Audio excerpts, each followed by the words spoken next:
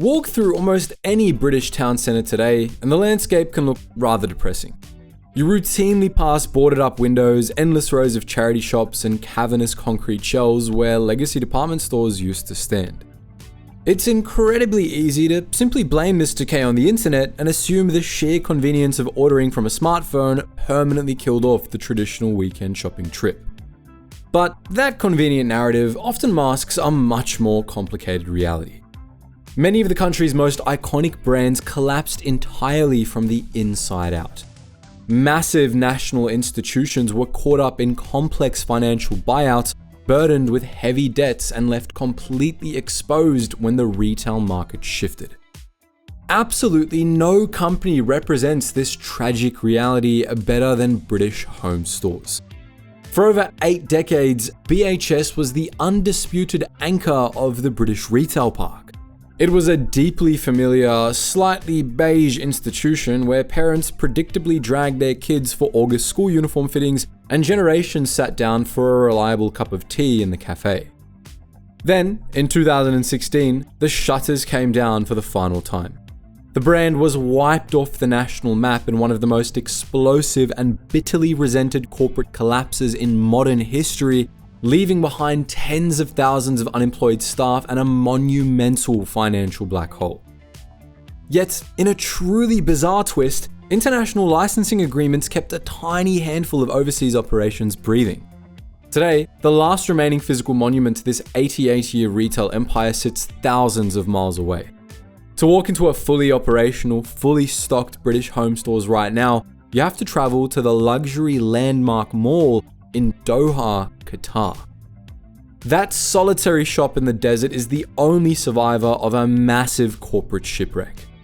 To understand why this deeply familiar brand now only exists in exile, we have to look at the financial engineering that destroyed it back home.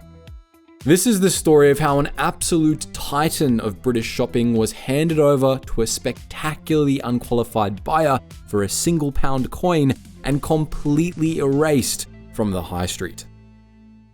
In 1928, a group of American entrepreneurs walked into South London with a target painted directly on Frank Woolworth's back. Woolworth was rapidly conquering both sides of the Atlantic with his budget-friendly variety stores, but these new investors spotted a massive blind spot in his empire. They recognized that the British public craved the standardized efficiency of a Woolworths while still wanting a slightly more premium shopping experience. To exploit this gap, they set up shop in Brixton and launched British home stores with a pricing gimmick that completely upended the local retail scene by guaranteeing that absolutely nothing inside their doors would cost more than a single shilling.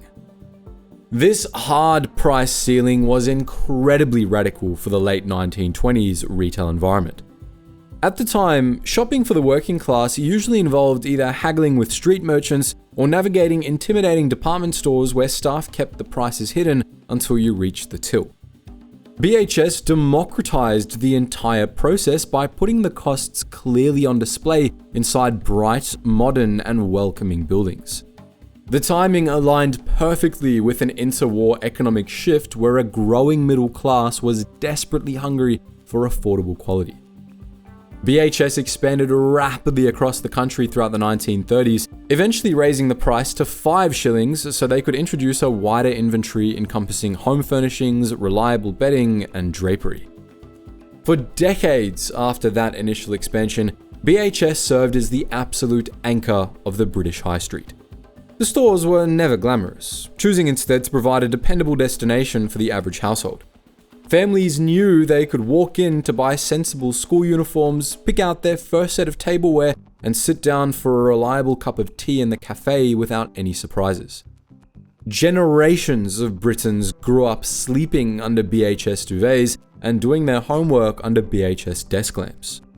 The company had essentially mastered the art of serving the vast middle of the population, generating massive revenues and expanding their physical footprint to over 160 locations across the nation. That eventually caught the eye of Philip Green, a famously aggressive retail tycoon who bought the entire company in the year 2000 for £200 million.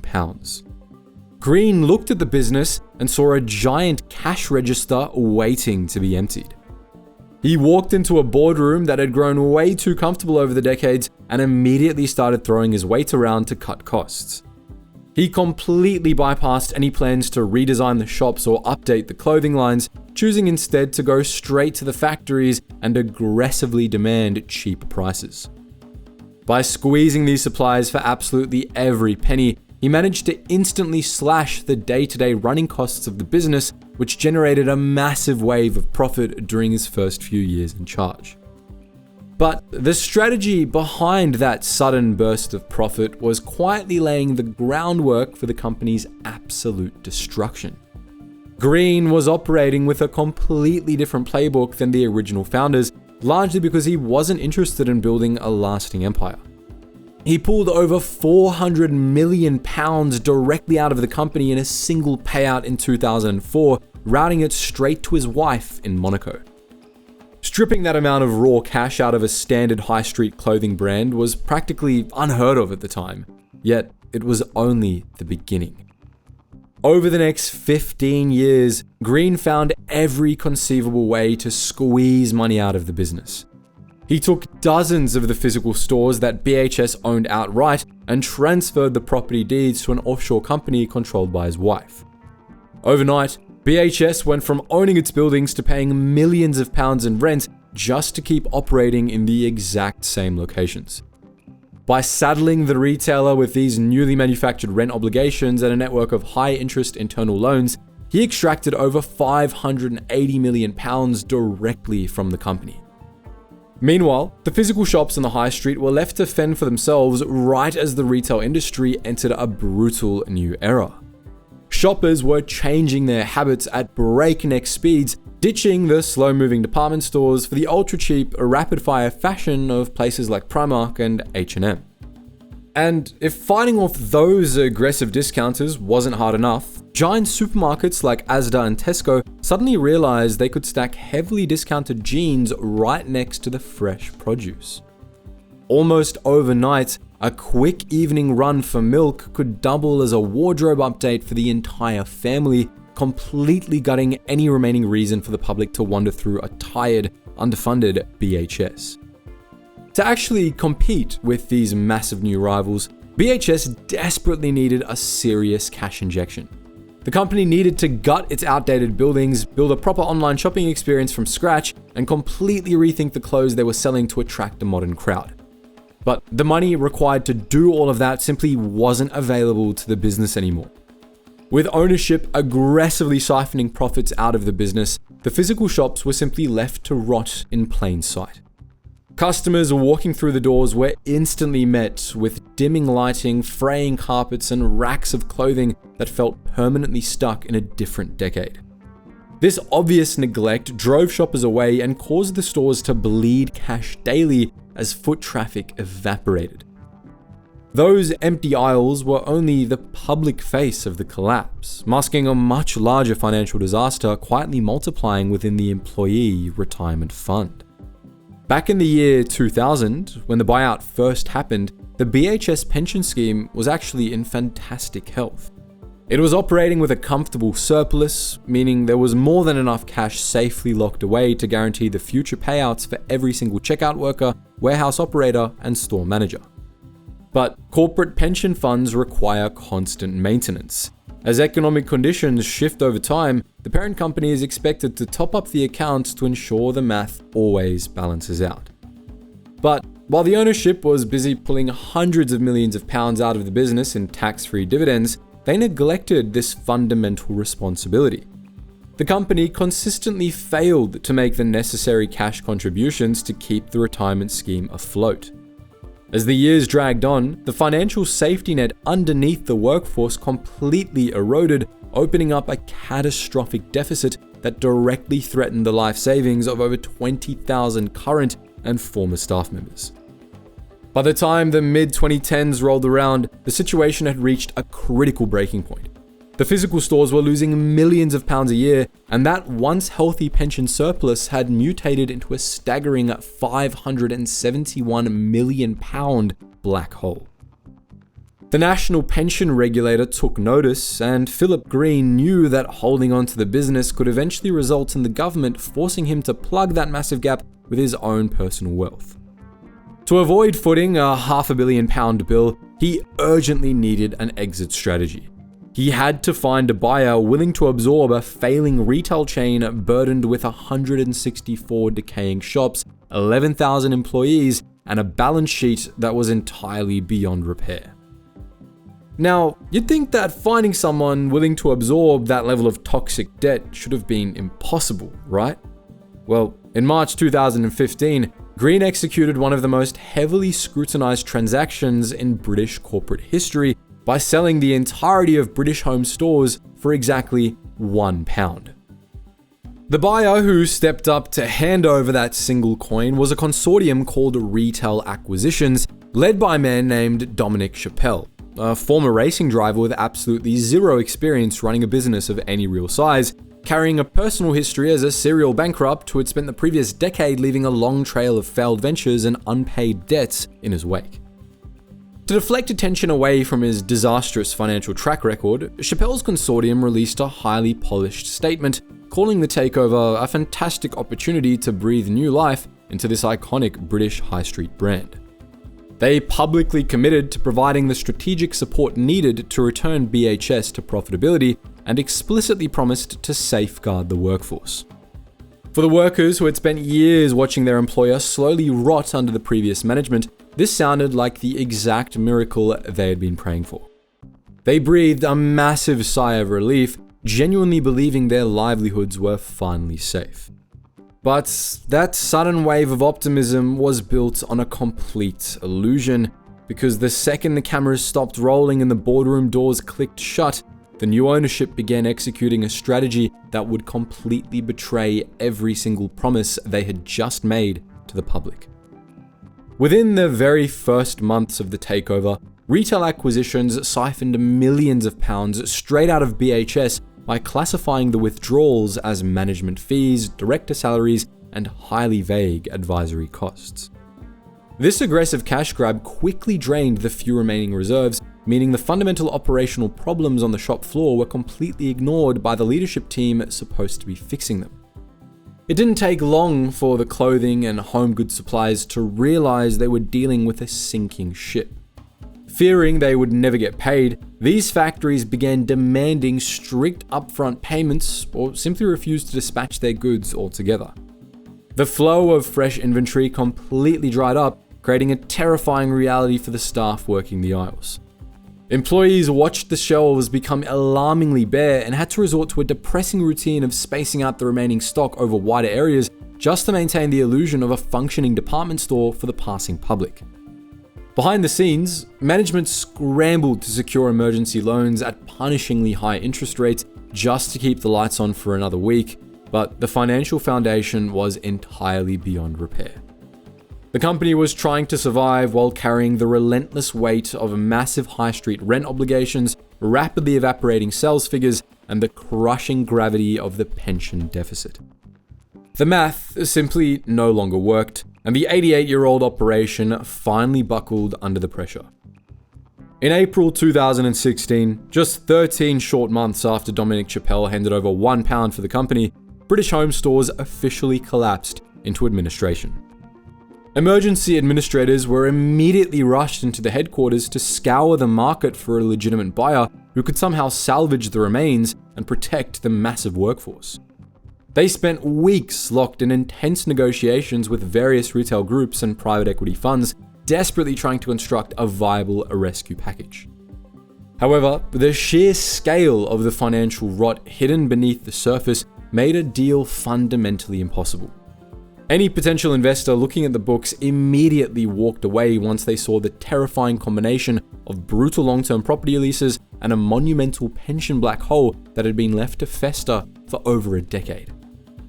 With absolutely no white knight on the horizon, the administrators were forced to make a grim final announcement in June 2016.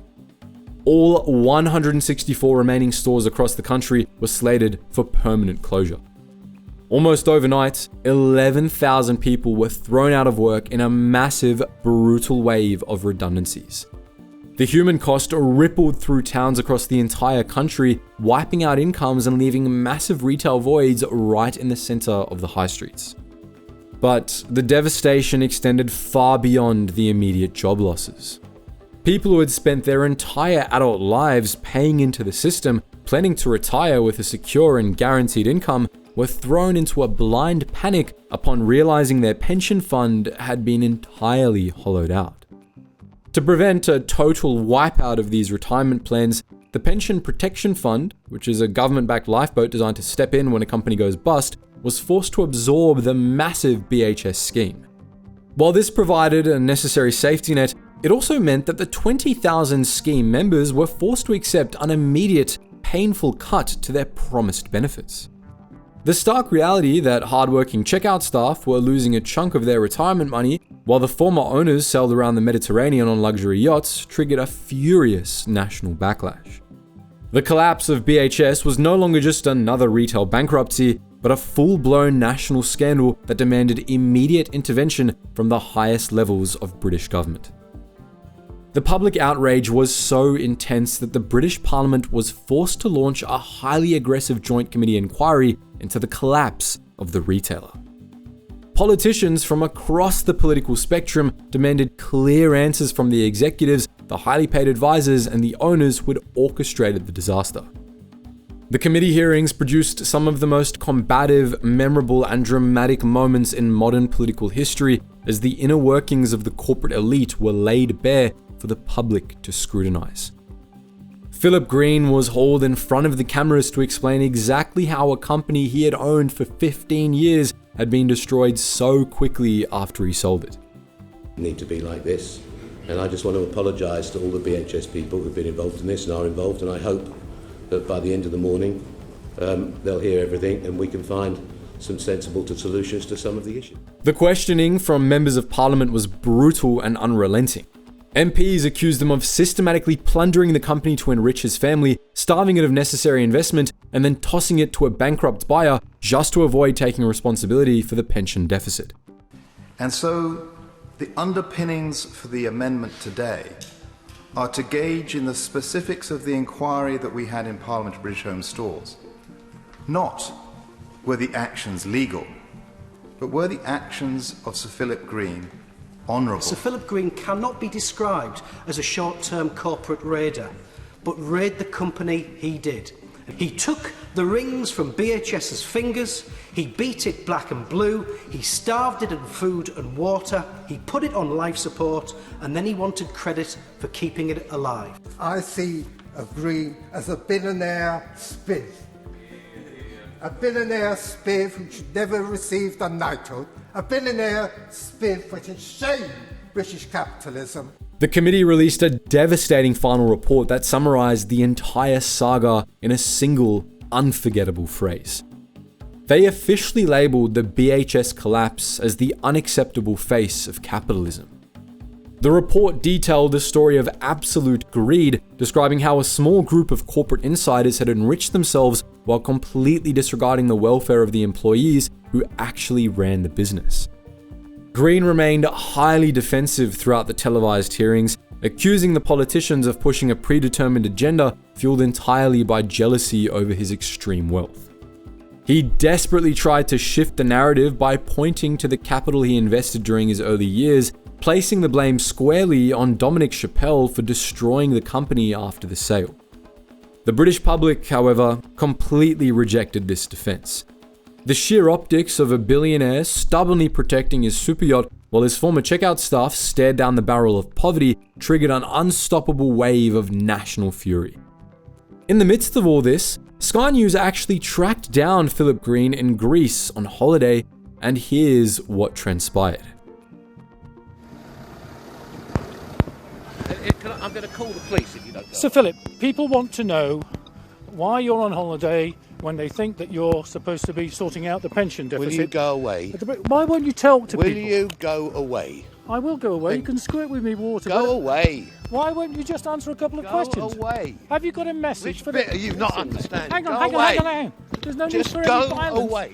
We're asking you questions. That's going to go in the Get off! As this unrelenting public pressure compounded daily, Green was finally backed into a corner and forced to hand over a personal cash settlement of £363 million to help plug the massive hole in the employee pension scheme. While Philip Green managed to dodge formal charges by writing a massive settlement check and retreating to his yacht, the man who bought the company for a £1 coin faced a completely different reality. The authorities immediately placed Dominic Chappelle directly in their crosshairs, launching a massive multi-year investigation into his brief tenure as the owner. Investigators tore through his financial records and uncovered a deliberate, highly complex scheme designed to hide the money he was extracting from the failing retailer. The audit revealed that Chappelle had aggressively siphoned millions out of the business to bankroll his luxury lifestyle, buying expensive cars and 2 yachts while the stores actively bled cash. In the process, he completely ignored his legal obligation to pay hundreds of thousands of pounds in taxes on that extracted wealth. When the legal system finally dragged him into court, the court highlighted his profound dishonesty, his reckless corporate behavior, and his total lack of remorse for the immense damage he inflicted on the workforce. The trial ultimately ended with Chappelle being sentenced to 6 years in prison for tax evasion, proving that treating a legacy HighStreet brand as a personal piggy bank comes with severe consequences, even if the shops themselves could never be brought back. The physical aftermath of the collapse completely reshaped the geography of British retail for the worse. The 164 empty BHS stores became highly visible scars in the center of almost every major town and city in the country. Because these buildings were so massive and expensive to maintain, finding new tenants was incredibly difficult in a retail market that was already struggling heavily with the rapid rise of online shopping. The BHS brand name itself was eventually bought out of administration by an overseas group and briefly relaunched as an online-only business focusing strictly on lighting and home goods. But the actual soul of the company was completely gone forever. The physical connection to the local community, the reliable presence on the high street, and the thousands of familiar faces working the tills had all been erased by corporate greed. Today, that single surviving store in the Doha shopping mall operates entirely disconnected from the scandal that destroyed its parent company. It exists as a bizarre time capsule of a brand that was quite literally stripped to the bone and left to die by the people trusted to run it. The next time you walk past an empty department store shell in your local town center, you should remember exactly how it got there. It wasn't simply a victim of the internet or changing consumer habits. It was a victim of relentless, calculated extraction that prioritized short-term wealth over long-term survival. But what do you reckon? Do you remember shopping at BHS for your school uniforms or picking up your first set of bedding when you moved out of your parents' house? Are you still angry about how the thousands of loyal employees were treated while the executives walked away with millions? Drop your thoughts in the comment section below. We want to hear your personal experiences and anecdotes with this fallen giant of the high street. And if you enjoyed this deep dive into business history, give us a like, hit subscribe, and ring that bell so you don't miss the next video. Anyways guys, thank you so much for watching and stay curious.